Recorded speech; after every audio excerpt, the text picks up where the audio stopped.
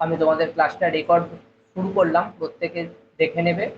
তো তোমাদের মাইক্রোফোনটা এখন বন্ধ আছে, আগে আমি ক্লাসটা তোমাদের বলে দিই ইতিবৃত্তান্ত, তারপর তোমাদের আমি ডাউট ক্লিয়ারিং অপশান বা ডাউট ক্লিয়ারের জন্য ব্যবস্থা সবই আছে, কোনো অসুবিধার কোনো কারণ নেই, তোমরা সবই পাবে, অসুবিধা কিছু হবে না। তো আগে ক্লাসটা শুরু করতে দাও, তারপর তোমাদের কথা আমি শুনবো। তো দেখো, তোমাদের যেটা বিষয় সেটা হচ্ছে যে তোমরা যে পরীক্ষাটার জন্য এখানে এসেছো সেটা হচ্ছে যে পঞ্চায়েতের নিয়োগ পরীক্ষা। পঞ্চায়েতের নিয়োগের জন্য যে পরীক্ষা হতে চলেছে আগামীতে শোনা যাচ্ছে, সেই পরীক্ষার একটা অ্যাডভান্স প্রস্তুতি, এটাই তোমাদের লক্ষ্য। সেই দিকে তাকিয়ে তোমরা পরীক্ষাটার জন্য এসছো। তো আমি জাস্ট 1 মিনিট হোল্ড করছি, যারা যারা এখনো পর্যন্ত জয়েন হতে পারেনি তারা জয়েন হয়ে যাক, তারপর আমি তোমাদের ক্লাসটা শুরু করব। একদম সরল থেকে তরল ভাবে তোমাদেরকে বোঝানোর চেষ্টা করব গোটা ব্যাপারটা। তোমরা কোঅপারেট করবে আমার সাথে। কয়েকটা কথা বলে দিই, এই ক্লাসটা হয়ে যাওয়ার পর এই ক্লাসের রেকর্ড তোমরা পেয়ে যাবে, কিন্তু এটার জন্য আমাকে বেশি তাড়াহুড়ো কেউ দেবে না। আমি রেকর্ড ঠিক তোমাদের টাইমে 2 দিনের মধ্যে দিয়ে দেব। এই ক্লাসের যা পিডিএফ তোমরা পেয়ে যাবে, এই ক্লাসগুলোতে যে পিডিএফ গুলো পড়ানো হবে তোমরা পেয়ে যাবে। আরও একটা ব্যাপার হচ্ছে তোমাদের বলে দিই, সেটা হচ্ছে আমি একটা রুটিনের ব্যবস্থা করেছি, এই শেষ দিকে এই রুটিনটা দেওয়া আছে, এটা আমি তোমাদের বিস্তারিত বলে দেবো যে কিভাবে দেখবে।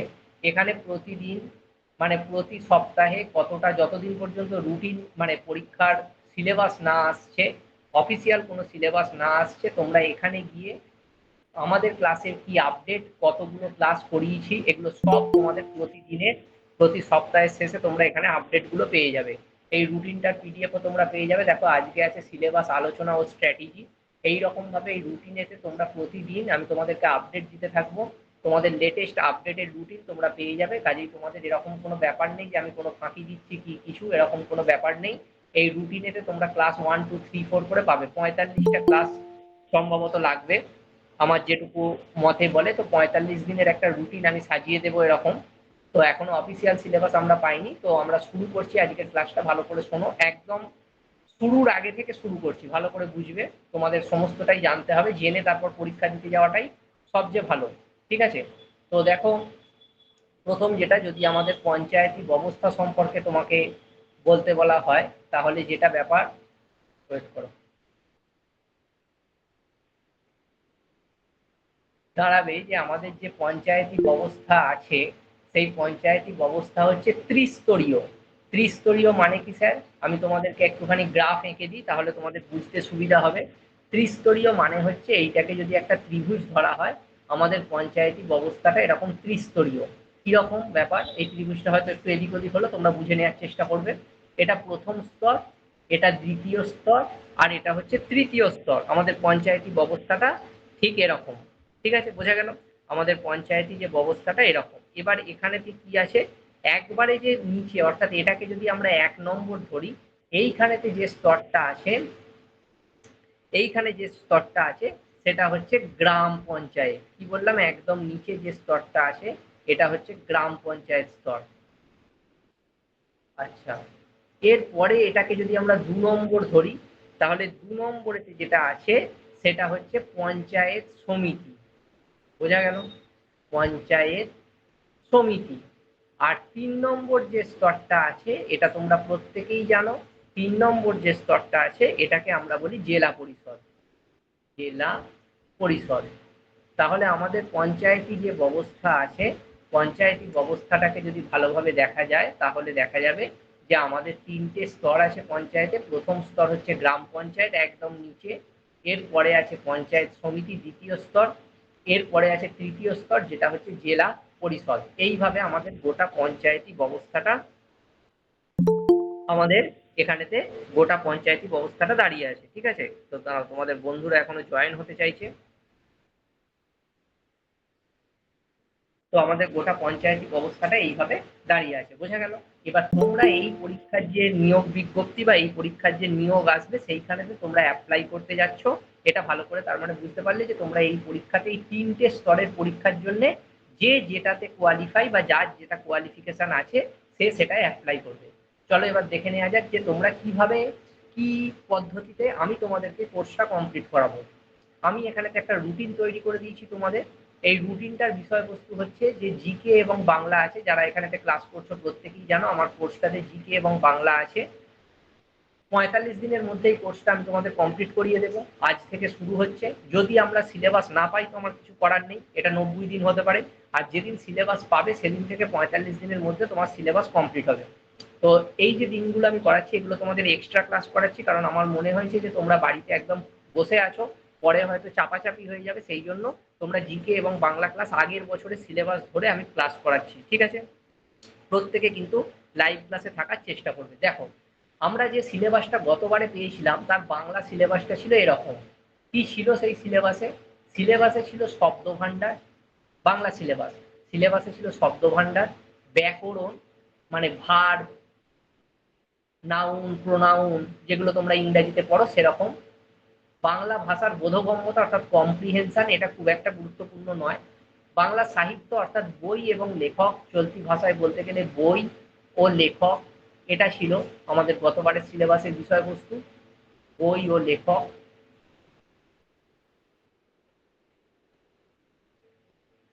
এরপরে ছিল সমার্থক শব্দ, বিপরীত শব্দ। যেমন ধরো তোমাকে দিল যে আমার নাম দিয়ে দেখাচ্ছি অর্ক, এই নামের মানে কি? তুমি বললে সূর্য। ঠিক আছে? আচ্ছা, বাংলা প্রবাদ প্রবচন ও বাগধারা। নুন আনতে পান্তা ফুরোয়, নুন আনতে পান্তা ফুরোয় মানে অত্যন্ত অভাবী একজন ব্যক্তি এটা তুলে দিয়ে তোমায় বলবে, চারটে অপশন থাকবে যে নিম্নের কোনটি এটার জন্য সঠিক। হয়েছে? আমি কিভাবে পড়াবো সেটা পরে আসছি, আগে সিলেবাসটা দেখো। বাংলা ইতিহাস এবং বাংলার ইতিহাস এবং সংস্কৃতি মানে বাংলা ভাষা কিভাবে উদ্ভব হয়েছে, প্রথম বাংলা ব্যাকরণ বই কোনটা, আধুনিক বাংলা কবে থেকে এসছে, কোন কোন দিন থেকে আধুনিক যুগের বাংলা ভাষার সূত্রপাত, এই সমস্ত কিছু হচ্ছে বাংলা ইতিহাস এবং সংস্কৃতি। এটা হচ্ছে গতবারের বাংলা সিলেবাস। তাহলে স্যার সমস্যার জায়গা কোনটা? সমস্যার একটা বিরাট জায়গা আছে, সমস্যার জায়গাটা আমি এখনো আসিনি, এবার সমস্যার জায়গাটা তোমাদেরকে বলি। সমস্যার জায়গা হলো ভাই, এইটা যদি 10 নম্বরের সিলেবাস হয় তো ঠিক আছে, ঠিক আছে, কিন্তু এটা দুভাবে হয়েছিল, একটা 25 নম্বরের সিলেবাস, একটা 10 নম্বরের সিলেবাস। বোঝা গেল? আমি পরে ক্লিয়ার করবো ব্যাপারটা। বোঝা গেল? এই যে 7টা টপিক দেখছো না, এটা দুভাবে হয়েছিল, একটা 10 নম্বরের সিলেবাস, একটা 25 নম্বরের সিলেবাস। পরে এটার আলোচনা করব। এবার এসো জিকে। একটা শব্দকে আমি প্রথমেই গুরুত্ব দিয়েছি, দেখো গ্রামীণ। এটা অ্যাকচুয়ালি আমি গুরুত্ব দিইনি, গতবারের সিলেবাসে গুরুত্ব দেওয়া হয়েছে। জীবন ও গ্রামীণ উন্নয়নের ওপর গুরুত্ব সহকারে আলোচনা। কি রকম ব্যাপার স্যার? ব্যাপারটা এরকম, আমি একটু পাশে লিখে দিচ্ছি। তুমি জিওগ্রাফি পড়ছো, জিওগ্রাফি পড়ছো, জিওগ্রাফিতে ধরো তোমার প্রথম টপিক আছে ভারতের প্রতিবেশী দেশ। ধরো তোমার প্রথম টপিক আছে ভারতের প্রতিবেশী দেশ। তোমরা পড়ছো যে ভারতবর্ষের প্রতিবেশী দেশ কারা আছে, সেগুলো পড়ছো। কিন্তু এই যে ভারতের প্রতিবেশী দেশ, এর মধ্যে কি কোথাও গ্রামীণের কোনো উল্লেখ আছে? কোথাও কিন্তু গ্রামীণের কোনো উল্লেখ নেই। তুমি ভারতবর্ষের প্রতিবেশী দেশ পড়ছো, আফগানিস্তান, চীন, বাংলাদেশ, এগুলো সব পড়ছো, কিন্তু ব্যাপারটা তোমাকে পরীক্ষায় দিয়েছে গ্রামীণ উন্নয়ন বা গ্রামীণ জীবন। উন্নয়নেরটা পরে আসছি, গ্রামীণ জীবন। তাহলে এখানেতে তোমাকে জিওগ্রাফি থেকে কি পড়তে হবে? আমি একটা ছোট উদাহরণ দিয়ে দিচ্ছি, তুমি ব্যাপারটা বুঝে যাবে। তোমাকে জিওগ্রাফি থেকে পড়তে হবে যে ধরো তুমি জনসংখ্যা পড়ছো, তাতে তুমি দেখবে যে গ্রামীণ জনসংখ্যায় শিক্ষিতর হার কত, গ্রামীণ জনসংখ্যায় শিক্ষিতর হার কত, গ্রামীণ মানুষের জীবিকা কি, গ্রামীণ জনসংখ্যার হার কত, ভারতবর্ষের কত সংখ্যক লোক গ্রামীণ জনবসতি মধ্যে বসবাস করে, এইটা বুঝতে পারলে? এবার তুমি ধরো ইতিহাস পড়ছো, আমি তোমার ইতিহাস দিয়ে একটা উদাহরণ দিই। তুমি ইতিহাস পড়ছো, ভালো করে পড়লে তুমি দেখতে পাবে তোমাদের যেখানে কংগ্রেসের ইতিহাস আছে, তোমাদের যেখানে কংগ্রেসের ইতিহাস আছে সেখানে দেখবে একটা পয়েন্ট আছে, প্রথম গ্রামীণ অধিবেশন কংগ্রেসের কত সালে হয়েছিল, প্রথম গ্রামীণ অধিবেশন কংগ্রেসের কত সালে হয়েছিল। দেখো বিষয়টা হচ্ছে, আমি তো এখন আমার মনে নেই, তবু আমি তোমাদেরকে আন্দাজে বলছি, তোমরা পাবে এটা সম্ভবত 1938 সালে ফৈজপুরে হয়েছিল। ফৈজপুরে প্রথম কংগ্রেসের গ্রামীণ অধিবেশন হয়েছিল। এরকম একটা জায়গার নাম ছিল ফৈজপুর বা ফৈজবাদ, এরকম একটা জায়গার নাম ছিল। সেখানেতে কংগ্রেসের প্রথম গ্রামীণ অধিবেশন হয়েছিল। তুমি গোটা কংগ্রেসটা পড়ে দিলে, এই জায়গাতে গুরুত্ব দিলে না, তাহলে এটাই ছিল তোমার পরীক্ষার মেন ইম্পর্টেন্ট বিষয়বস্তু। বোঝা গেল? তুমি মহাত্মা গান্ধীজি পড়ছো, মহাত্মা গান্ধীজি যে তার যে আন্দোলন শুরু হয়েছিল সেটা প্রথম গ্রামীণ। কেন জানো? এই দেখো প্রথম লাইনটা এখানে যদি তুমি পড়ো, তুমি বুঝতে পারবে। আমাদের যে নোট আছে পঞ্চায়েতি ব্যবস্থার প্রথম line, the soul of India lives in its village. Mahatma Gandhiji এই উক্তিটা করেছিলেন। তোমাদের পঞ্চায়েতি ব্যবস্থা হচ্ছে গ্রামীণ। তো এটা নিয়ে আমি পরে আসছি। তাহলে তোমাদের একটা উদাহরণ দিলাম জিওগ্রাফি থেকে, একটা উদাহরণ দিলাম ইতিহাস থেকে। তাহলে তোমরা বুঝতে পারলে যে ইতিহাসের গ্রামীণ দৃষ্টিভঙ্গি কোনখানটা, ভূগোলের গ্রামীণ দৃষ্টিভঙ্গি কোনখানটা। আমি খুব কম উদাহরণ দিচ্ছি, পরে বলছি। 3 নম্বর হচ্ছে ভারতের রাজনীতি অর্থাৎ পলিটি অর্থাৎ পলিটিক্যাল সায়েন্স। এখানেও বলছে গ্রামীণ শাসন ব্যবস্থা, লিখেই দিয়েছে পঞ্চায়েতি রাজ, যেটা নিয়ে আজকে তোমাদের আমি আলোচনা করব। একটা টপিক আলোচনা করব, সিলেবাস অ্যানালিসিস হয়ে গেলে। বোঝা গেল? এটা নিয়ে যখন আলোচনা করব তখন আলোচনা করে দেবো। অর্থনীতি, ইকোনমিক্স অর্থাৎ গ্রামীণ অর্থনীতি, যেটার মধ্যে প্রধান হচ্ছে এগ্রিকালচার বা কৃষি, এটা নিয়ে আমি তোমাদের দ্বিতীয় দিন আলোচনা করব। তাহলে ভারতের রাজনীতি বা পলিটির ক্ষেত্রে গ্রামীণ যে শাসন ব্যবস্থা, তার মধ্যে পলিটিক্যাল সায়েন্সে পঞ্চায়েতি রাজ তোমাকে ভালোভাবে পড়তে হবে। তুমি যদি এই রকম টপিক ধরে রেডি করো, তাহলে তোমার জিকে কমন আসবে। আর যদি না করো, তাহলে তুমি ওভারঅল চ্যাপ্টার থেকে কিছু খুঁজে পাবে না যে কোন জায়গাটা গ্রামীণ, যেটা গ্রুপ সি গ্রুপ ডির ক্ষেত্রে তোমাদের একটা পার্টিকুলার সিলেবাস মেনশন ছিল। এরপর দেখো পরিবেশ, এখানেও একই কথার উল্লেখ আছে গ্রামীণ পরিবেশের ওপর। ঠিক আছে? কিরকম ব্যাপার আমি তোমাকে একটা উদাহরণ দিই। দেখো তোমরা যখন বাস্তুতন্ত্র চ্যাপ্টারটা পড়েছো, দুটো বাস্তুতন্ত্র পড়েছো। একটা হচ্ছে স্থির জলের বাস্তুতন্ত্র, আর একটা হচ্ছে প্রবাহিত জলের বাস্তুতন্ত্র। প্রত্যেকে মনে করার চেষ্টা করো। তোমরা যে বই থেকেই পড়ে থাকো না কেন, ক্লাস 9, 10 যে বইটাকেই তোমার হয়ে থাকুক না কেন, এটা তোমরা পড়েছো। তাহলে একটা বাস্তুতন্ত্রকে বলা হয় লোটিক, একটা বাস্তুতন্ত্রকে বলা হয় লেন্টিক। সাধারণত গ্রামের মধ্যে প্রবাহিত জলের বাস্তুতন্ত্র থাকে না, থাকে পুকুরের বাস্তুতন্ত্র বা স্থির জলের বাস্তুতন্ত্র। আর সাধারণত আমাদের শহরগুলো নদীর ধারে অবস্থিত, তাই সেগুলো প্রবাহিত জলের বাস্তুতন্ত্র। আমি তোমাদের বায়োলজি থেকে উদাহরণ দিয়ে দেখালাম, যেটা তোমাদের পরিবেশ বিজ্ঞান। সেখান থেকে তোমরা কিভাবে এই পঞ্চায়েত পরীক্ষার জন্য প্রিপারেশন নেবে যদি এই সিলেবাসটাই থাকে। এরপর আসছে সাম্প্রতিক ঘটনা। এটাও বলছে গ্রামীণ কিভাবে সাম্প্রতিক ঘটনা, কারেন্ট অ্যাফেয়ার্স। এটা হচ্ছে অ্যাকচুয়ালি প্রকল্প। আমি তোমাদের প্রকল্পগুলো বর্তমান সরকারের এবং আমাদের বিদায়ী যে সরকার ছিল তার ডিটেলস প্রকল্প করিয়ে দেব। এরপর গ্রামীণ উন্নয়ন, এটা তো গুরুত্বপূর্ণ চ্যাপ্টার। গ্রামীণ উন্নয়ন কিভাবে হয়েছে সে সমস্ত তো তোমাকে জানতেই হবে। গ্রামীণ সমাজতন্ত্র সংস্কৃতি, এটাও তোমাকে জানতে হবে। গ্রামীণ এলাকার সরকারি প্রকল্প, এগুলোও জানতে হবে। একই সিলেবাস, মোটামুটি 9টা। এরপর হচ্ছে যেটা সবচেয়ে গুরুত্বপূর্ণ, যেটা তোমাকে জানতে হবে, সেটা হচ্ছে গ্রাম পঞ্চায়েত পরীক্ষার বিভিন্ন পদের সিলেবাস। এটা তোমাকে ভালোভাবে জানতে হবে। আশা করি তুমি এখনো পর্যন্ত এই ব্যাপারটা সম্পর্কে অতটা ওয়াকিবহাল নয়। তোমাদেরকে বলি, দেখো আমি 3টে স্তর তোমাদের এঁকে দেখিয়েছিলাম। একটা ছিল গ্রাম পঞ্চায়েত একের স্তর। এই গ্রাম পঞ্চায়েত দিয়ে আমি সিলেবাসটা শুরু করছি বিগত যে পরীক্ষা হয়েছে তার। দেখো গ্রাম পঞ্চায়েত পরীক্ষার প্রথম যেটা আছে এক্সিকিউটিভ অ্যাসিস্ট্যান্ট, প্রথম পদ। কি আছে স্যার? ইংরাজি 25 আছে, বাংলা 25 আছে, জিকে 10 আছে, পাটিগণিত 25 আছে, ইন্টারভিউ 15 আছে। তোমরা লক্ষ্য করেছো এখানে বাংলা 25 হয়ে গেছে আর জিকে 10 হয়ে গেছে। পরেরটা দেখো নির্মাণ সহায়ক। তোমাদের আমি একটা কথা বলেছি, এখানে যোগ্যতাটা লেখা নেই। এইটা সম্ভবত তোমাদের ইঞ্জিনিয়ারিং পড়া না থাকলে, বিটেক না থাকলে দিতে পারবে না সম্ভবত। তোমরা দেখে নেবে যখন নোটিফিকেশন তোমাদের বেরোবে, যোগ্যতাগুলো লেখা থাকবে, তোমরা তখন যোগ্যতাগুলো দেখে নিও। এখানেতে দেখো জিকে থেকে 7 আছে। তারপর সেক্রেটারি, বাংলা থেকে 25 আছে, জিকে থেকে 10 আছে। বাকিগুলো তোমরা পিডিএফ এ দেখে নিও। গ্রাম পঞ্চায়েত, বাংলা থেকে 13 আছে, জিকে থেকে 10 আছে। বুঝতে পারছো কিরকম ব্যাপার? সিলেবাস কিন্তু এক, কিন্তু পরীক্ষার নাম্বারগুলো লক্ষ্য করো। 5 গ্রামীণ সহায়ক, বাংলা থেকে 25 আছে, জিকে থেকে 10 আছে। প্রথম পর্যায়ের পরীক্ষার সিলেবাস তোমাদের কমপ্লিট, অর্থাৎ গ্রাম পঞ্চায়েত। দ্বিতীয় দ্বিতীয় কি আছে? দ্বিতীয় আছে পঞ্চায়েত সমিতি। এইটা পঞ্চায়েত সমিতি নিয়ে এবার দেখাচ্ছি। দেখো পঞ্চায়েত সমিতি 2 নম্বর স্তর। 2 নম্বর স্তরে কি আছে?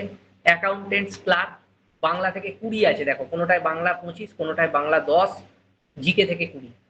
তাহলে 20, 20, 40 নাম্বার তোমার এই কোর্সটাতে আছে। আবার কোনোটায় 25 + 10 35 নাম্বার এই কোর্সটায় আছে। বুঝতে পারছো? আচ্ছা, এখনো গল্প আছে। দেখো ক্লার্ক কাম টাইপিস্ট বাংলা 20 আছে, জিকে 20 আছে, তার মানে 40 নাম্বার আমার দায়িত্বে। নেক্সট, পঞ্চায়েত সমিতি পিয়ন বাংলা 13 আছে, জিকে 10 আছে, মানে 23। ফুল মার্কস কত স্যার?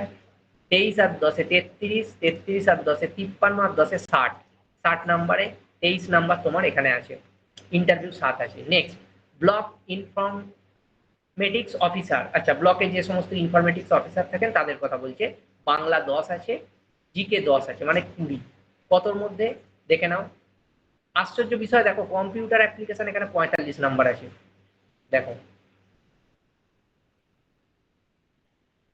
বুঝতে পেরেছ সিলেবাসের জটিলতা ভাবো। এরপর data entry operator Bangla 20, GK 20, 40। জেলা পরিষদ বাংলা 20, জিকে 15, 35। হ্যাঁ 3 নম্বর স্তর, সরি 2 নম্বর স্তর এই পর্যন্ত হয়ে গেল। এবার 3 নম্বর জেলা পরিষদ, এটার আন্ডারে 7টা পরীক্ষা হয়েছিল, 7টা। বাকি যেগুলো দেখলে ওগুলোর আন্ডারে 5টা 5টা ভাগ ছিল, এটার আন্ডারে হচ্ছে 7টা। কি কি ছিল? প্রথম ছিল অ্যাডিশনাল অ্যাকাউন্টেন্ট 20, 15, 35। দ্বিতীয় ছিল ডেটা এন্ট্রি অপারেটর 20, 20, 40। 3 নম্বর ছিল গ্রুপ ডি বাংলা 13, জিকে 10, 23। পরীক্ষা কত হয়েছিল? 33, 43 আর 50। 50-এর মধ্যে 23 ছিল হচ্ছে এই জিকে এবং বাংলা। ঠিক আছে, গ্রুপ ডি। স্টেনোগ্রাফার দেখো বাংলা 15, স্টেনোগ্রাফারও কিন্তু বাংলা ছিল ভাবো, GK 10, 25। Work assistant 20, 20, 40। Cashier 20, 20, 40। 10, 20, 30। Lower division clerk LDC বলে, এলডিএ বলে, যাই খুশি, 20, 25, 45। দেখো 45 নাম্বার এখানে জিকে। কত টোটাল? 20, 20, 40, 50, 40, 90, 90 আর 15, 105-এ পরীক্ষা। 50, 40, 90 আর 105, তাহলে রিটিনটা হচ্ছে 90। 90-এর মধ্যে হাফ হচ্ছে জিকে বাংলা, ইংরাজি তোমায় পড়তে হবে, পাটিগণিত পড়তে হবে। ঠিক আছে, মানে অ্যারিথমেটিক পড়তে হবে। নেক্সট, সিস্টেম ম্যানেজার, ঠিক আছে, 30। এটাই শেষ পদ ছিল। এখানে কম্পিউটার অ্যাপ্লিকেশন থিওরি আর প্র্যাকটিক্যাল দুটো আলাদা আলাদা ছিল, মানে একটা টাইপ ছিল কেস, মানে যেমন তোমাদের গ্রুপ সিতে আছে আগে টাইপ হতো, তারপর মানে টাইপটা পাস করতে পারলে পরের ব্যাপার পরে। বোঝা গেল কি বললাম? এবার দেখো এইখানে যেটা দেওয়া আছে ডে 1, ডে 2, ডে 3, এটা কি ব্যাপার? এখানেতে আমি তোমাদের 2 ধরনের ক্লাস দেব, সপ্তাহে 2টো করে ক্লাস দেবো, যতদিন না সিলেবাস আসছে। যতদিন না সিলেবাস আসছে সপ্তাহে 2টো করে ক্লাস দেবো। তোমরা এখানে তার আপডেট পেয়ে যাবে। প্রতিদিন রুটিনের আপডেট আমি তোমাদের গ্রুপে দিয়ে দেবো। এই পিডিএফটা তুমি এখানে পেয়ে যাবে, যে ডে 1-এ সিলেবাস এবং আলোচনা এবং স্ট্র্যাটেজি আলোচনা হয়েছিল। ডে 2-এ বা ডে 1-এর নিচে ডে 2 থাকবে, এখানে লেখা থাকবে যে একটা জিকে টপিক আলোচনা হয়েছে, পঞ্চায়েতি ব্যবস্থা, ডে 2-এ। ডে 3-তে যেটা হবে সেটা লেখা থাকবে। এইভাবে তুমি পেয়ে যাবে ক্লাসের আপডেট, যে ক্লাস কোথায় এবং তোমার কাছে ক্লাসগুলো আসছে কিনা, রেকর্ডেড। রেকর্ড মানে লাইভ ক্লাস তো হবেই, লাইভের পাশাপাশি রেকর্ডেড। যেদিন আমার সময়ের অভাব হবে সেদিন ক্লাস আমি রেকর্ড করে আমি তোমাদেরকে পাঠিয়ে দেবো। তারপর ডাউট ক্লিয়ারিং ক্লাস থাকবে একটা, প্রতি 10টা ক্লাস অন্তর। এই 9টা 10টা ক্লাস অন্তর তুমি একটা করে ডাউট ক্লিয়ারিং ক্লাস পাবে। এইভাবে তুমি রুটিনের আপডেটটা পাবে। হলো। এরপর চলে আসি যে এই যে বাংলা এবং জিকে, তার একটা তুমি দেখতে পেলে যে বেশ একটা মানে এদিক ওদিক ব্যাপার আছে, যেখান থেকে তুমি যেটা সর্বাধিক আমরা পেলাম সেই ব্যাপারটায় আসি। সর্বাধিক তার মানে তোমাকে পড়তে হবে 25 নম্বরের বাংলা সর্বাধিক পড়তে হবে, আর 20 নম্বরের জিকে, অর্থাৎ 45 নম্বর তোমাকে টোটাল পড়তে হবে। তাহলে তুমি সমস্ত পরীক্ষাটায় যতগুলো টাইপ আছে এখানে তুমি দেখতে পাচ্ছ, এই যতগুলো টাইপ আছে সমস্ত টাইপগুলো তোমার কমপ্লিট হবে। এই যে এই যে যত টাইপ আছে দেখো, 25, 10, 35, হ্যাঁ এরকম পরপর যতগুলো টাইপ আছে যদি তুমি ভেবে দেখো, এই 25, 10, 35 এরকম করে 13, 10, 23 এরকম করে সর্বোচ্চ যেটা আছে সেটা হচ্ছে 40 বা 45 নাম্বার তোমাদের সর্বোচ্চ। একটা বিভাগে আমি দেখলাম সম্ভবত 45 নাম্বার আছে, সেই 45 নাম্বার হচ্ছে সর্বোচ্চ তোমাদের আছে। বোঝা গেল? এবার আমরা আসি আজকের টপিকে। দেখো আজকের টপিক হচ্ছে তোমাদের যে রুটিন আছে বা তোমাদের যে সিলেবাস আছে, সেই সিলেবাস ধরে আমি প্রথম টপিক, এবং এটার নাম হচ্ছে পার্ট 1। তোমরা যখন রুটিনটা পাবে, রুটিনেতে তোমরা পাবে কি, ভারতীয় রাজনীতি, গ্রামীণ শাসন ব্যবস্থা, পঞ্চায়েতি রাজ। এই পঞ্চায়েতি রাজটা কমপ্লিট হবে আজকে। এরপর গ্রামীণ শাসন ব্যবস্থা 3টে বা 4টে পার্টে আমি কমপ্লিট করাবো। গ্রামীণ শাসন ব্যবস্থার মধ্যে আরো অনেক কিছু আছে পঞ্চায়েতি ব্যবস্থা ছাড়াও, সেগুলো যেটা হচ্ছে পলিটিক্যাল সায়েন্সের বিষয়বস্তু, সেটা আমি 3টে বা 4টে তোমাদের ক্লাসে করাবো। তোমরা তখন এই রুটিনটাতে দেখতে পাবে যে এখানে লেখা থাকবে, আমি তোমাদের সব বলে বুঝিয়ে দিচ্ছি যাতে তোমাদের প্রথম দিন থেকেই কোনো অসুবিধা না হয়। তখন তোমরা এই রুটিনটা দেখতে পাবে, এখানে যে রুটিনটা দেওয়া আছে। যারা লাইভ ক্লাস করছো না ভর্তি হয়ে, তারা কিন্তু ভুল করছো। আবারও বলছি, প্রতিটা রেকর্ড ক্লাসে কিন্তু সমস্ত কিছু হয় না। তোমরা লাইভ ক্লাসে আসার চেষ্টা করবে। এই রুটিনটা তোমরা দেখতে পাবে যে political science part 1, political science part 2, political science part 3। যেদিন শেষ হবে আমি তোমাকে বলে দেবো যে পলিটিটা টোটাল তোমাদের যা সিলেবাসে ছিল আমি কমপ্লিট করিয়ে দিলাম। ঠিক আছে?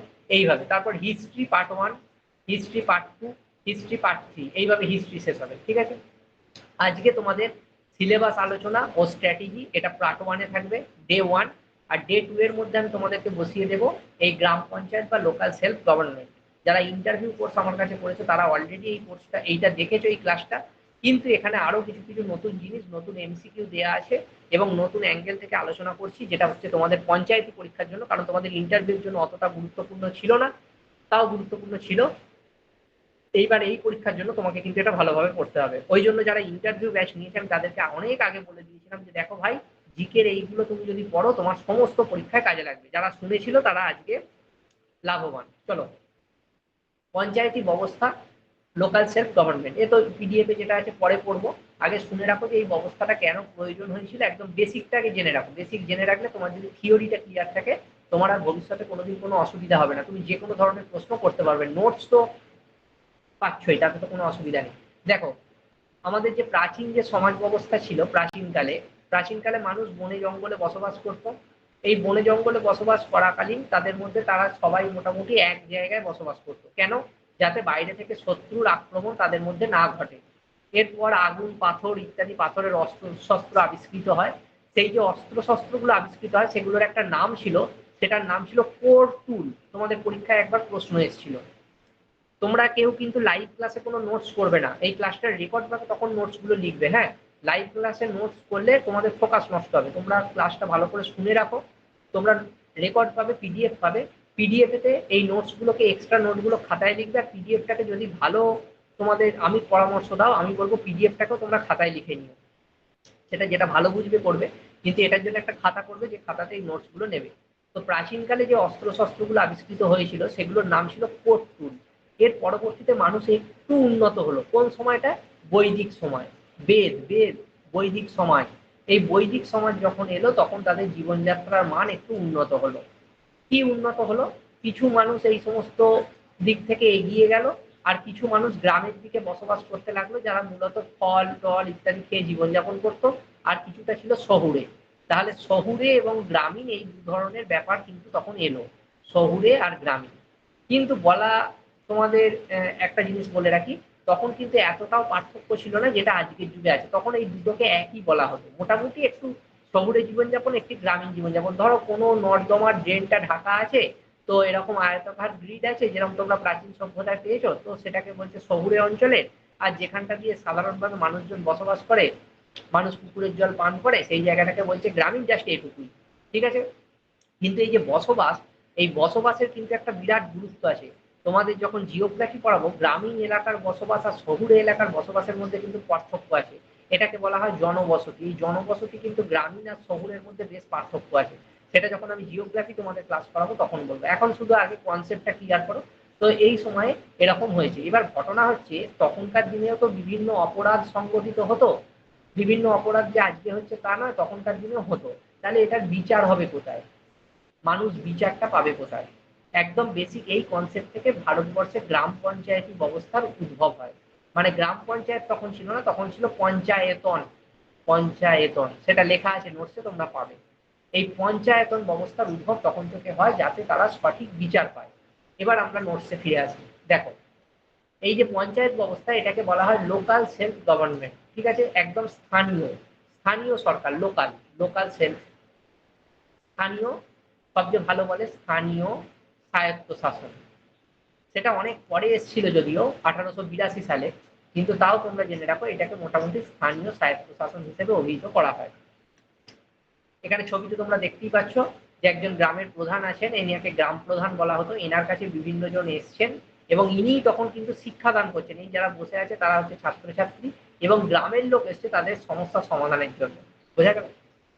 এইবার এই উক্তিটা খুব গুরুত্বপূর্ণ। মহাত্মা গান্ধীজি অ্যাকচুয়ালি এই গ্রামীণ পঞ্চায়েতি ব্যবস্থাটার উদ্ভবের মূলে ছিলেন। The soul of India lives in its villages, মানে হচ্ছে একদম ভারতবর্ষের আত্মা গ্রামেতেই বসবাস করে। মহাত্মা গান্ধীর এই উক্তিটা গ্রামীণ স্বায়ত্তশাসনের ভিত্তি। এটা তোমরা ভালো করে পড়বে। তোমরা যখন নোটসগুলো লিখবে, নোটসগুলোকে খাতায় এইভাবে লিখবে এবং এখান থেকেই তোমাদের প্রশ্ন আসবে পরীক্ষা। আমি অত্যন্ত ভালো নোটস তৈরি করেছি, তোমরা দেখতে পাবে যে কোনো বই থেকে টোকা নয়। তোমরা তো জিকে বই যে কোনো পড়ো, 9, 10, 11, 12 যে কোনো, তুমি দেখতে পাবে আমার নোটস কোনো বই থেকে টোকা নয়, মিলিয়ে নেবে। আচ্ছা, তো সেখানেতে তিনি উপলব্ধি করেছিলেন যে গণতান্ত্রিক একটা বিকেন্দ্রীকরণের প্রয়োজন আছে। এই গণতান্ত্রিক বিকেন্দ্রীকরণের কেন প্রয়োজন আছে? গান্ধীজি গণতান্ত্রিক বিকেন্দ্রীকরণের ধারণা এসেছিল অহিংসা, সত্য এবং ব্যক্তি স্বাধীনতার প্রতি তার যে প্রগাঢ় বিশ্বাস ছিল। তিনি অহিংস নীতি নিয়েছিলেন, সত্যের পথে চলতেন এবং ব্যক্তি স্বাধীনতাকে তিনি খুব গুরুত্ব দিতেন। সেই জন্য তিনি গণতান্ত্রিক বিকেন্দ্রীকরণের উপর গুরুত্ব দেন। তিনি একে পঞ্চায়েতি রাজ বা স্বরাজ বলেছেন। তোমাদের পরীক্ষায় সরাসরি প্রশ্ন দেবে যে এই যে স্বরাজের কনসেপ্ট প্রথম কে এনেছিলেন, তোমাকে বলতে হবে মহাত্মা গান্ধীজি। বোঝা গেল? গান্ধী যাকে প্রকৃত গণতন্ত্র বলেছিলেন তা বর্ণনা করার জন্য স্বরাজ শব্দটি পছন্দ করেছিলেন। স্বরাজ, ঠিক আছে। বেলগাঁও অধিবেশন, এই একটা মাত্র অধিবেশনে মহাত্মা গান্ধীজি কংগ্রেসের সভাপতি নির্বাচিত হয়েছিলেন। তোমাদের পরীক্ষায় প্রশ্ন দেয় যে গান্ধীজি কংগ্রেসের কতগুলো অধিবেশনের সভাপতি নির্বাচিত হয়েছিলেন? শুধুমাত্র একটাই, বেলগাঁও অধিবেশনে। তিনি কংগ্রেসের সভাপতি ভাষণে বলেছিলেন যে পঞ্চায়েত কেবল ন্যায় বিচার নিশ্চিত করার জন্য একটি সঠিক মাধ্যম তাই নয়, বরং পারস্পরিক ন্যায় বিচার নিষ্পত্তির জন্য সরকারের ওপর নির্ভরশীলতা এড়িয়ে যাওয়ার একটা হাতিয়ার। ধরো একটা তুমি, এখানে তো তোমাকে পিডিএফ এর নতুন একটা পিডিএফ ওপেন করে দেখাচ্ছি, ভালো করে বুঝবে। ধরো তোমার এখানেতে এইটা হচ্ছে মেন বাড়ি, বাড়িতে তোমার রাস্তা, কি ব্যাপারটা মহাত্মা গান্ধীজি বলতে চেয়েছিলেন আমি তোমায় বলে দিই। দেখো, এই রাস্তা, এই তোমার বাড়ি, এই তোমার বাড়ি, ঠিক আছে।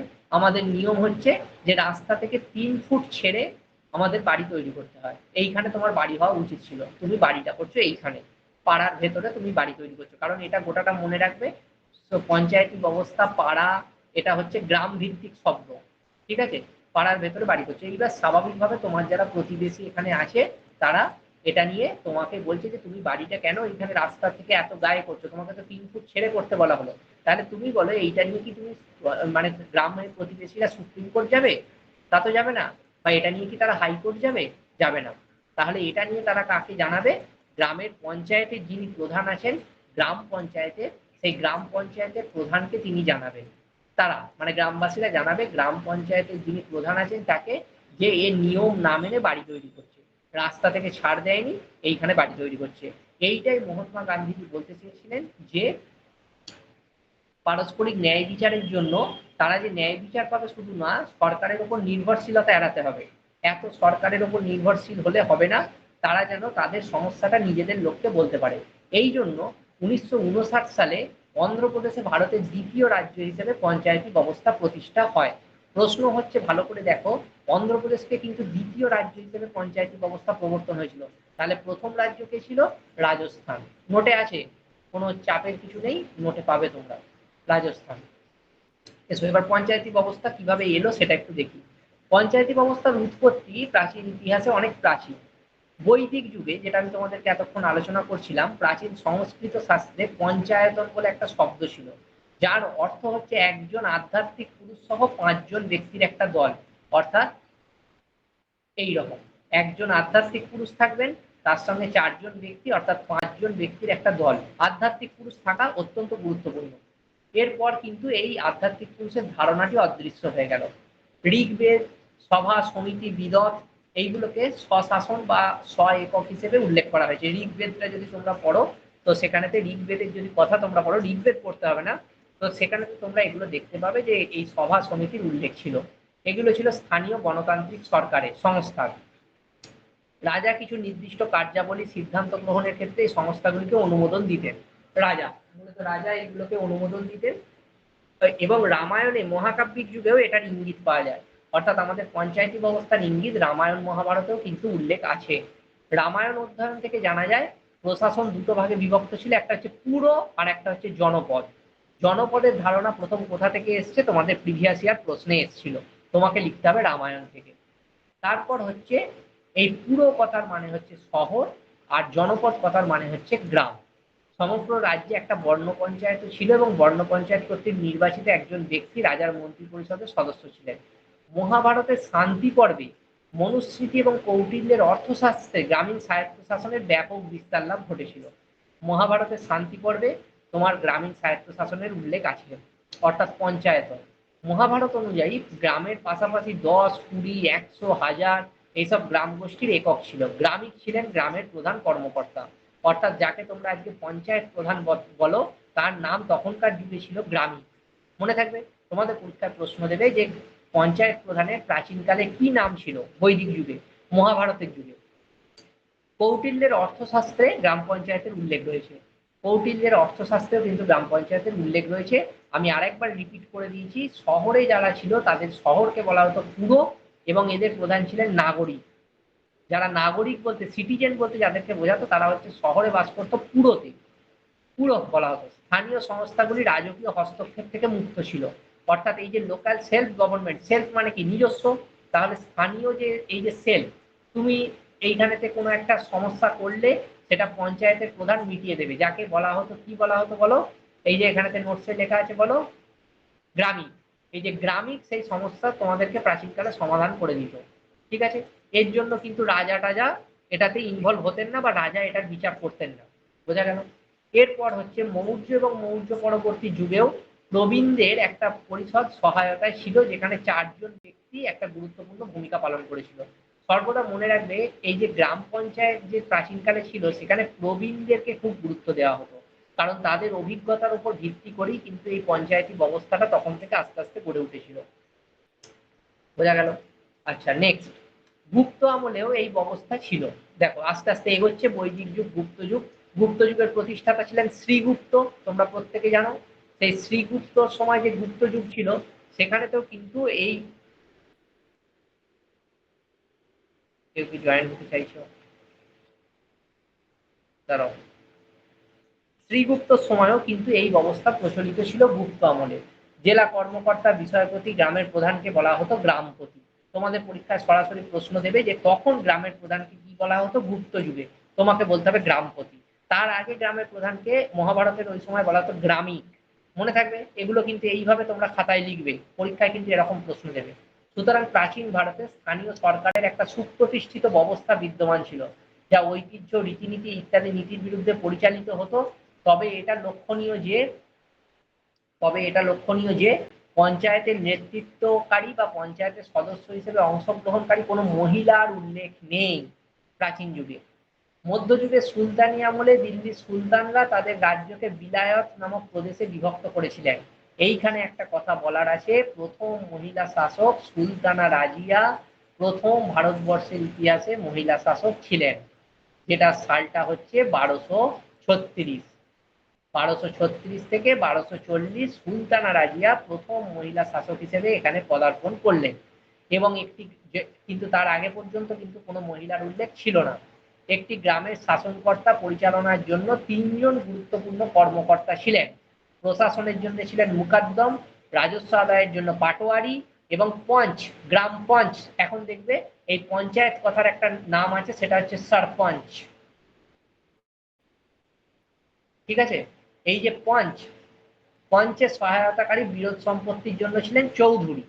গ্রামগুলির তাদের অঞ্চলে শাসনের ক্ষেত্রে পর্যাপ্ত ক্ষমতা ছিল। মধ্যযুগীয় সময় মুঘল শাসন আমলে জাতিভেদ প্রথা, সামন্ততান্ত্রিক শাসন ব্যবস্থা ধীরে ধীরে গ্রাম অঞ্চলে স্বশাসনকে ধ্বংস করে দেয়। আবার লক্ষণীয় যে মধ্যযুগীয় সময়েও গ্রাম শাসনে নারীদের অংশগ্রহণের কোনো উল্লেখ নেই। ওই জন্যই সুলতানা রাজিয়া যাকে বিবাহ করেছিলেন তার নাম ছিল আলতুনিয়া। মাত্র বিবাহ তাদের একদিন স্থায়ী হয়েছিল, একদিন বিবাহ স্থায়ী হয়, তারপরই তাদেরকে গুপ্ত ঘাতকের হাতে তারা হত্যা হত্যা করা হয়। তো সুলতানা রাজিয়া যাকে বিবাহ করেছিলেন তার নাম ছিল আলতুনিয়া। তাদের বিবাহ মাত্র একদিন স্থায়ী হয়েছিল, একদিন। এই জন্যই বলছে তখনকার দিনে কিন্তু মহিলা শাসককে ততটা মেনে নেওয়া হতো না। এরপর এলো ব্রিটিশ আমল, খুব গুরুত্বপূর্ণ জায়গা। এর আগেরগুলো কিন্তু অত্যন্ত জটিল, তোমাদের মনে রাখার জন্য তোমরা এখন থেকে পড়তে শুরু করো, সেই জন্য আমার ক্লাস দেওয়া। ব্রিটিশ আমল এলো। ব্রিটিশ আমলে কি হয়েছে দেখো, স্বায়ত্তশাসন হারায় এবং 1870 সাল নাগাদ ভারতের প্রতিনিধিত্বমূলক স্বায়ত্তশাসনে দেখতে পাওয়া যায়। এটা কিন্তু গুরুত্বপূর্ণ নয়, এখনো সূচনা হয়নি। এই সময়ে দেখো একটা জনের নাম লিখেছি, লর্ড মেও। তিনি স্থানীয় স্বায়ত্তশাসনের এই প্রস্তাবগুলো আস্তে আস্তে জনসমক্ষে আনতে চেয়েছিলেন। 1857 সালে তোমরা জানো মহাবিদ্রোহ হয়েছিল, তখন যথেষ্ট চাপ সৃষ্টি হয় এবং 1858 মহারানীর ঘোষণাপত্র হয়, যেটাকে বলা হতো যে ভারত শাসন আইনের জন্য, মানে ভারতের ক্ষেত্রে খুব ভালো আইন। এটা বলা হয়েছিল মহারানীর শাসন, যেটা 1858 সালে হয়েছিল। ঠিক এই সময়টা চলতে চলতে দেখা যাচ্ছে যে বিভিন্ন সমস্যার কারণে এখানেতে স্বশাসন বা বিকেন্দ্রীকরণের প্রয়োজন দেখা দেয়। এই বিকেন্দ্রীকরণের জন্য লর্ড মেও 1882 সালে বিকেন্দ্রীকরণের প্রস্তাব যেটা দিয়েছিলেন সেটা গৃহীত হয়েছিল এবং মেয়র এই প্রস্তাবকে অনুসরণ করে লর্ড রিপিন 1882 সালে গ্রামীণ স্বায়ত্তশাসন প্রতিষ্ঠা করেন, গণতান্ত্রিক বিকেন্দ্রীকরণ করেন। খুব ভালোভাবে মনে রাখবে, তাহলে 1882 সালে লর্ড রিপিন, তাকে স্থানীয় স্বায়ত্তশাসনের জনক বলা হয়। তাহলে লর্ড রিপিনকে বলা হয় স্থানীয় স্বায়ত্তশাসনের জনক। লর্ড রিপিন 1882 স্থানীয় স্বায়ত্তশাসনের জনক বলা হয়। তোমাদের পরীক্ষায় ডব্লিউবিসিএস এ বহুবার এসছে স্থানীয় স্বায়ত্ত শাসনের জনক, লর্ড রিপিনকে বলা হয়। ঠিক আছে, এরপর দেখো পঞ্চায়েত শব্দটি, এইবার দেখো পঞ্চায়েতন বাদ দিয়ে এবার পঞ্চায়েত শব্দটা গ্রামীণ স্থানীয় স্বায়ত্তশাসনের একটা রূপক। এইটা পঞ্চ মানে পাঁচ, আয়াত মানে সমাবেশ। মনে রাখবে শব্দটার মানে, অন্য কেউ জানুক না জানুক, তুমি আমার স্টুডেন্ট হয়ে তুমি এগুলো মনে রাখবে। পঞ্চ মানে পাঁচ, আয়াত মানে হচ্ছে সমাবেশ। তো এটা থেকেই পঞ্চায়েত, এটাকে গণতন্ত্রের ম্যাগনা কার্টা বলা হয়। এই যে পঞ্চায়েতী ব্যবস্থা, এটাকে বলা হয় গণতন্ত্রের ম্যাগনা কার্টা। ঠিক আছে, গণতন্ত্রের ম্যাগনা কার্টা বলা হয়। রাজস্থান প্রথম রাজ্য, মনে রাখবে, যারা পঞ্চায়েতি রাজ প্রতিষ্ঠা করেছিল 1959 সালের 2রা অক্টোবর, রাজস্থানের নাগৌর জেলায়। তখন প্রধানমন্ত্রী ছিলেন জওহরলাল নেহেরু। এই লাইনটা তোমাদের বেশিরভাগ প্রশ্ন এখান থেকে আসে। অনেকে এটা বলতে পারে এটা পারে না, এটা বলতে পারে এটা পারে না, এটা পারে তো জওহরলাল নেহেরু তখন প্রধানমন্ত্রী ছিলেন, এটা বলতে পারে না। তোমরা মনে রাখবে জওহরলাল নেহেরু সবচেয়ে বেশি দিন ভারতবর্ষের প্রধানমন্ত্রী ছিলেন, 17 বছর। মনে থাকবে, লিখে রাখবে নোটসের পাশে। কিন্তু স্বাধীনতার আগেও এক জায়গায় পঞ্চায়েতি ব্যবস্থা চালু ছিল, সেটা তামিলনাড়ু। 1956 সালে পশ্চিমবঙ্গে পঞ্চায়েত আইন পাস হয়। এইবার তোমাকে চলে আসতে হবে পশ্চিমবঙ্গের ইতিহাস সম্পর্কে, কারণ তুমি পঞ্চায়েতের পরীক্ষা দেবে। এইবার এই যে পঞ্চায়েতি রাজ, পিআরআই মানে পঞ্চায়েতি রাজ ইনস্টিটিউট বা সিস্টেম যাই বলো না কেন, এই নাম দিয়ে চিহ্নিত করা হয়। এদের উদ্দেশ্য থাকে কয়েকটা। ক্ষমতার বিকেন্দ্রীকরণ করতে হয় পঞ্চায়েতি রাজ ব্যবস্থায়, যেটা আদি উদ্দেশ্য। অন্তর্ভুক্তিমূলক অংশগ্রহণ, অর্থাৎ তোমরা নিজেরা নিজেদের মধ্যে মানে বিভিন্ন জাতি উপজাতি এরা অন্তর্ভুক্তিমূলক অংশগ্রহণ করবে এবং সেখানেতে পঞ্চায়েতি ব্যবস্থাটাকে এগিয়ে নিয়ে যাবে। এখানে একটা কথা বলবার আছে, সেই কথাটা ভালো করে শোনো। এখানে একটা জিনিস দেওয়া আছে তোমাদের, সেটা হচ্ছে যে উপজাতি। এইখান থেকে পরীক্ষায় কিন্তু প্রশ্ন তোমাদের দেয়। কোথায় আছে, এই যে আমি তোমাদের সেই জন্য একটা স্পেশাল ক্লাস দেবো উপজাতির উপর। তোমাদের পরীক্ষায় কিরকম প্রশ্ন দেয় শুনে রাখো। তোমাদেরকে পরীক্ষায় এরকম প্রশ্ন দেবে যে ভিল কোন রাজ্যের উপজাতি, 4টে অপশন থাকবে। ঠিক আছে, ভিল কোন রাজ্যের উপজাতি তোমাদের দেবে, তোমাকে লিখতে হবে মধ্যপ্রদেশ অথবা রাজস্থান। এখানে ভিল উপজাতি দেখা যায়। এটা হচ্ছে ভারতবর্ষের মধ্যে সবচেয়ে বৃহত্তম উপজাতি। সবচেয়ে বৃহত্তম উপজাতি হচ্ছে ভিল। ঠিক আছে, আমি যখন তোমাদের উপজাতি পড়াবো দেখবে অত সুন্দর ক্লাস তোমাদের কেউ করায়নি। ঠিক আছে, তো সেখানেতে তোমাদেরকে আমি বলে দেব যে কি কি উপজাতির লিস্ট তোমাদেরকে পড়তে হবে, যেটা তোমাদের এই পঞ্চায়েত পরীক্ষার জন্য গুরুত্বপূর্ণ। বোঝা গেল? এরপর চলে এসো, এই যে উপজাতি একটা উপজাতির সঙ্গে অন্য একটা উপজাতি মিশছে, এটা কি বলছে হচ্ছে অন্তর্ভুক্তি। ঠিক আছে, এইটা কি বলছে হচ্ছে অন্তর্ভুক্তি। এই অন্তর্ভুক্তির জন্য পঞ্চায়েতের গুরুত্বপূর্ণ ভূমিকা আছে। সেবাকে উন্নত করা, তোমরা যে শুধুমাত্র যে বিবাদ মেটাবে তা নয়, সেবা করবে, গ্রামীণ সেবা। অর্থনৈতিক উন্নয়ন হবে, সামাজিক ন্যায় বিচার হবে, এটা তো মুখ্য উদ্দেশ্য পঞ্চায়েতি ব্যবস্থা। স্বচ্ছতা বাড়বে, জবাবদিহিতা দিতে হবে যে কেন ওকে তুমি ও কেন ওটা করলো, এটা জবাবদিহি দিতে হবে। স্থানীয় নেতৃত্ব উঠে আসবে। ধরো পঞ্চায়েত থেকেই তো বড় বড় নেতারা আস্তে আস্তে তারা কতদূর নেতৃত্ব দিতে পারবে এই সম্ভাবনাটা বৃদ্ধি পায়। সেই জন্য স্থানীয় নেতৃত্ব উঠে আসবে। সম্প্রদায়ের সম্পদকে একত্র করবে। তুমি বুঝতে পারবে যে তোমার ওখানকার যেখানে তুমি বসবাস করছো সেখানে কোনো মানব সম্পদ আছে কিনা, যে কিনা লিড করতে পারে, নেতৃত্ব দিতে পারে, এগুলোকে বলা হয় মানব সম্পদ। ঠিক আছে, এগুলো তোমাদের বোঝা যাবে যে তোমার গ্রামেতে কোনো মানব সম্পদ আছে কিনা। বোঝা গেল? এই সমস্তগুলো হবে। তৃণমূল পর্যায়ে গণতন্ত্রকে শক্তিশালী করতে পারবে তুমি একদম নিচু স্তর থেকে। এইবার আছে আমাদের পলিটির একটা বিষয়। ঠিক আছে, পলিটির বিষয়টা কি? পলিটির বিষয়টা হচ্ছে সংবিধানের 40 নম্বর অনুচ্ছেদে DPSP, directive principles of state policy, রাষ্ট্র পরিচালনার যে নির্দেশমূলক নীতি আছে সেখানে গ্রাম পঞ্চায়েত গঠনের কথা বলা হয়েছে। ঠিক আছে, 1992 সালে 73তম সংবিধান সংশোধনী অনুযায়ী ভারতের সংবিধানে পঞ্চায়েত শিরোনামে একটা নতুন যেটা হচ্ছে পার্ট নাম্বার 9 যোগ করা হয়। সংবিধানের নবম অংশ 243 থেকে 243-এর ও পঞ্চায়েতি রাজ ব্যবস্থা সম্পর্কে বিধান দেয়। অর্থাৎ পঞ্চায়েতি ব্যবস্থা সম্পর্কে বিস্তারিত উল্লেখ আছে 243 থেকে 243-এর ও। সংবিধানের 40 নম্বর অনুচ্ছেদে রাষ্ট্রীয় নির্দেশমূলক নীতির অধীনে পঞ্চায়েতের গুরুত্বকে স্বীকার করা হয়েছে। যদিও পঞ্চায়েতগুলির সাংবিধানিক স্বীকৃতি পেয়েছে তবুও রাজ্যগুলি তাদের কাঠামো ভিন্ন ছিল, কারণ নির্দেশমূলক নীতিগুলি আইনত বাধ্যতামূলক ছিল না। ফলস্বরূপ তাদের কাঠামোতে অভিন্নতা বৃদ্ধির জন্য বেশ কয়েকটা কমিটি গঠন করা হয়েছিল। এই পঞ্চায়েতের কমিটিগুলো খুব গুরুত্বপূর্ণ। বলবন্ত রায় মেহতা কমিটি 1957 সালে হয়েছিল। এরা ত্রিস্তরীয় মডেল প্রথম বলেছিল। এই যে ত্রিস্তরীয় মডেল আমি তোমাদের এঁকে দিয়েছি, এইটা বলবন্ত রায় মেহতা কমিটি বলেছিল। এইটা তোমাদের পরীক্ষায় ডাইরেক্ট কোশ্চেন দেবে। পঞ্চায়েতি ব্যবস্থাকে ত্রিস্তরীয় হিসেবে কারা ঘোষণা করেছিল? ঠিক আছে, রাজস্থান এবং অন্ধ্রপ্রদেশ ছিল প্রথম রাজ্য যারা এই ব্যবস্থা গ্রহণ করে। রাজস্থান ছিল প্রথম, অন্ধ্রপ্রদেশ ছিল সেকেন্ড যারা এই ত্রিস্তরীয় পঞ্চায়েতটাকে গ্রহণ করেছিল। এরপরে দেখো অশোক মেহতা রায় কমিটি। অশোক মেহতা রায় কমিটি দ্বিস্তরীয় পঞ্চায়েতি ব্যবস্থার কথা বলেছিল। মনে থাকবে, দ্বিস্তরীয় পঞ্চায়েতি ব্যবস্থার কথা বলেছিল অশোক মেহতা রায় কমিটি। জি.ভি.কে রাও কমিটি 1985 জেলা পরিষদের ভূমিকার উপর জোর দিয়েছিল এবং একজন জেলা উন্নয়ন কমিশনার নিয়োগের পরামর্শ দেয়।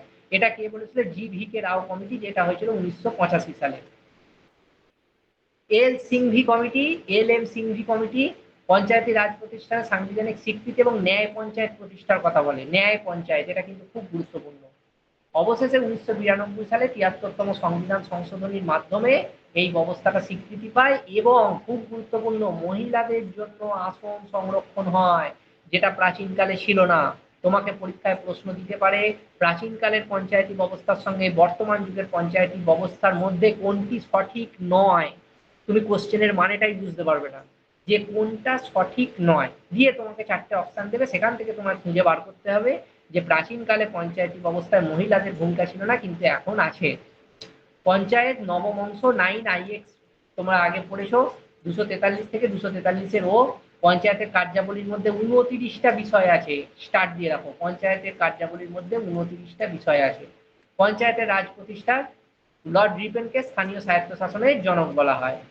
তো গ্রাম পঞ্চায়েত, গ্রাম স্তর, যেটা একদম নিচে আছে গ্রাম সভা, তোমরা সেটা আমি তোমাদেরকে ছকে দেখিয়েছি।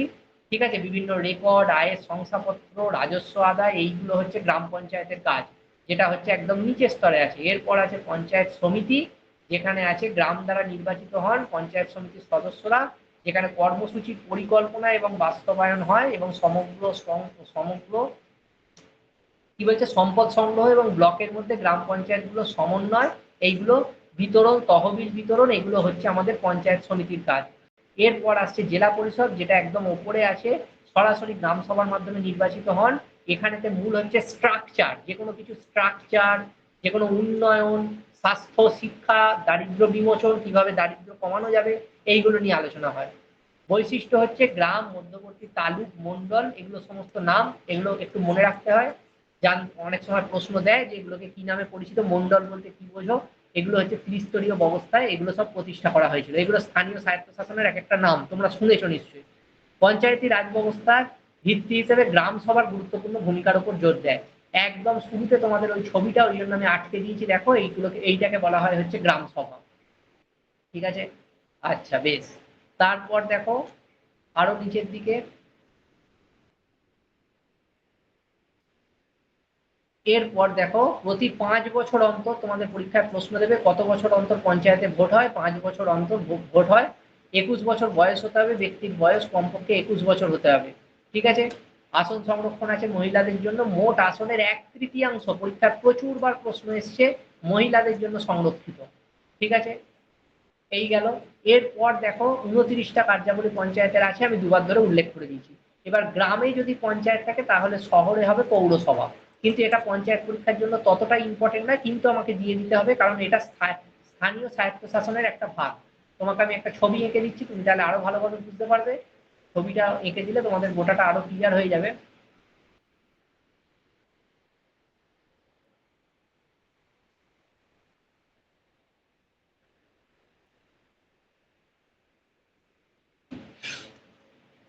লোকাল সেলফ গভর্নমেন্ট, এলএসজি বলে লিখছি, লোকাল সেলফ গভর্নমেন্ট এর দুটো ভাগ। একটা হচ্ছে পঞ্চায়েত, যেটা তোমরা এখন পড়ছো, আর একটা হচ্ছে পৌরসভা। পরিষ্কার? গ্রাফটা পরিষ্কার? তাহলে পঞ্চায়েতটা আমরা সভা দন্তসভা এক, পঞ্চায়েতটা আমরা পড়লাম। এবার পৌরসভাটা একটু জেনে নিতে হবে কি আছে পৌরসভার মধ্যে। পৌরসভার মধ্যে আছে দেখো, লর্ড রিপেন 1882 সালে এটা চালু করেছিলেন। পৌরসভা পশ্চিমবঙ্গে চালু হয়েছিল 1932 সালে। আর পঞ্চায়েত আইন পশ্চিমবঙ্গে পাস হয়েছিল কবে আমি বলে দিয়েছি, 1956। প্রাচীনকালে এই পৌরসভা দেখো দীর্ঘ ইতিহাস আছে। কাউন্সিল দ্বারা পরিচালিত হতো শৃঙ্খলা বজায় রাখতে, জল বর্জ্য ওই যে বললাম যে জলাশয় কোনো কোনো নর্দমা ঢাকা থাকতো। হ্যাঁ, এই যে পদ্ধতিগুলো এগুলো সেই পৌরসভার কনসেপ্ট আর কি। তারপর ব্রিটিশ যুগে কিছুটা বৃদ্ধি পেয়েছিল স্থানীয় স্বায়ত্তশাসন। পৌর কর্পোরেশন ভারতবর্ষের প্রথম পৌর কর্পোরেশন 1688 সালে মাদ্রাজ অর্থাৎ চেন্নাইয়ে প্রতিষ্ঠিত হয়েছিল। তামিলনাড়ু, তামিলনাড়ু একদম তোমাদের পরীক্ষায় প্রশ্ন দেবে যে প্রথম পৌরসভা কোথায়, পৌর কর্পোরেশন কোথায় প্রতিষ্ঠিত হয়েছিল, 1688 সালে মাদ্রাজে। স্বাধীনতার পরে কি হয়েছিল, স্বাধীনতার পরে 74তম সংবিধান সংশোধনী 1992, লাইনটা আন্ডারলাইন করে রাখবে, এই পৌরসভা ভারতবর্ষে প্রতিষ্ঠিত হয়। ঠিক আছে, বিভিন্ন কাজ এদের আছে। পৌরসভার কাঠামো পৌর কর্পোরেশন নিয়ে গঠিত, মান উন্নয়ন করা, জীবনযাত্রার মান উন্নয়ন করা, এবং এর গঠন কাঠামোয় একজন মেয়র থাকেন, তাকে সহায়তা করার জন্য একজন ডেপুটি মেয়র থাকেন। ঠিক আছে, এগুলি মেয়র ইন কাউন্সিল দ্বারা পরিচালিত হয়। তোমাদের এখান থেকে লাইন তুলে প্রশ্ন দেবে। পৌর পরিষদ আছে, নগর পঞ্চায়েত আছে, এটাই মূলত এর কাঠামো, আর কিছু নেই। এরপর কয়েকটা আইন আছে যেগুলো পৌরসভা সংক্রান্ত, এইটা পরীক্ষায় দেয়, এইটা পরীক্ষায় দেয়। ঠিক আছে, পৌরসভার গঠন পরীক্ষায় দেয়, আর সেগুলো সেরকম ভাবে দেয় না। আসন সংরক্ষণ এইগুলো একটু তোমরা দেখে নেবে। ঠিক আছে, এগুলো জাস্ট আইনগুলোকে আমি পরপর পরপর করে সাজিয়ে দিয়েছি, কোনো কিছু যাতে বাদ না যায়, তোমরা পড়ে নেবে। এইটা পরীক্ষায় দিয়েছিল ZG। ঠিক আছে, নির্বাচনী বিষয়ে আদালতের হস্তক্ষেপ, পৌরসভার নির্বাচনী বিষয়ে আদালতের হস্তক্ষেপ নিষিদ্ধকরণ, এই ব্যাপারে একটা আইন এখানে ছিল। 1992 সাল, এখান থেকে প্রচুর প্রশ্ন এসছে। 74তম সংবিধান সংশোধনী 243-এর কি থেকে 243-এর ZG। পৌরসভার কার্যাবলী হচ্ছে 18টা, যেখানে পঞ্চায়েতের কার্যাবলী হচ্ছে 29টা।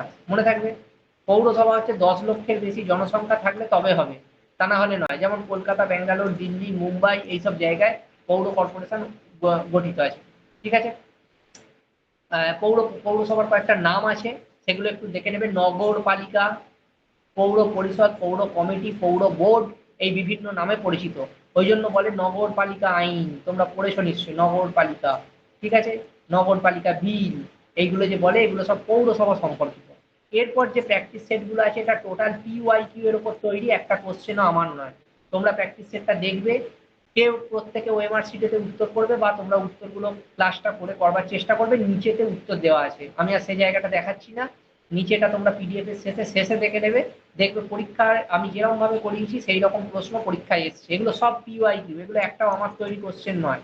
ঠিক আছে, এগুলো সব PYQ। দিয়ে শেষ হচ্ছে, শেষ হওয়ার পর দেখবে 13টা না 15টা প্রশ্ন দেওয়া আছে, এখান থেকে অ্যান্সার দেওয়া আছে, তোমরা অ্যান্সারগুলো মিলিয়ে নেবে। এবার চলে আসে আজকে। এবার বলো যে তোমরা যারা যারা লাইভ ক্লাস করলে তোমাদের ক্লাসটা কিরকম লাগলো, বলো একটু শুনি তোমাদের ক্লাস কিরকম লাগলো যারা লাইভে ক্লাস করলে।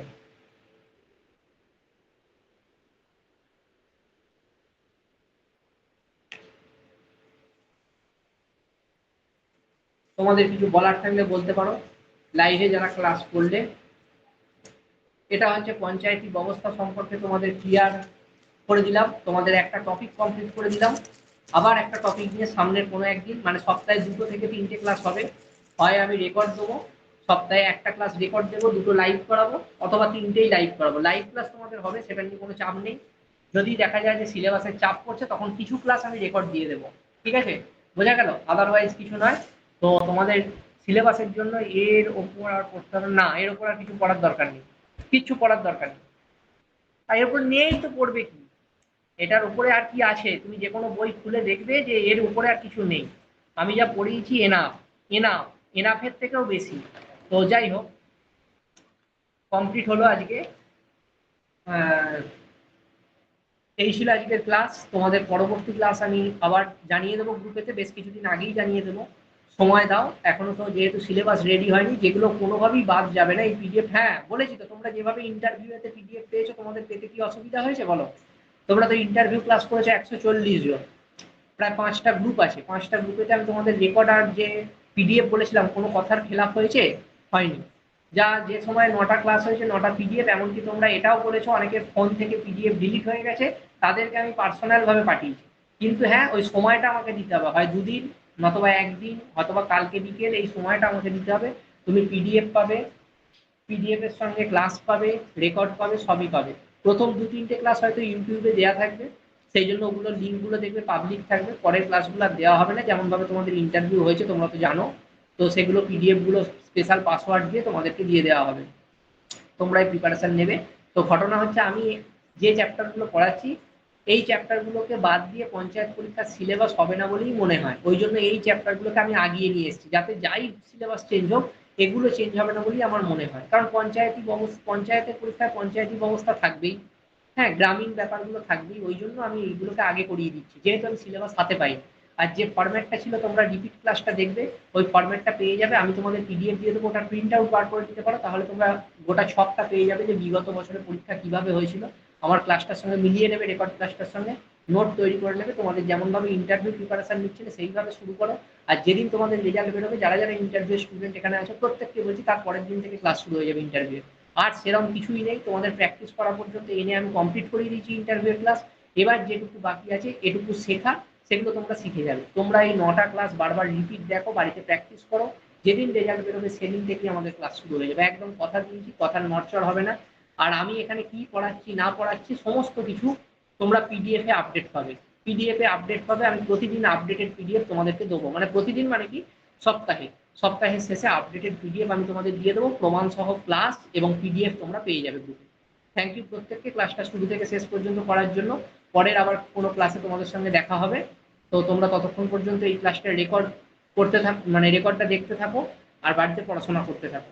Thank you.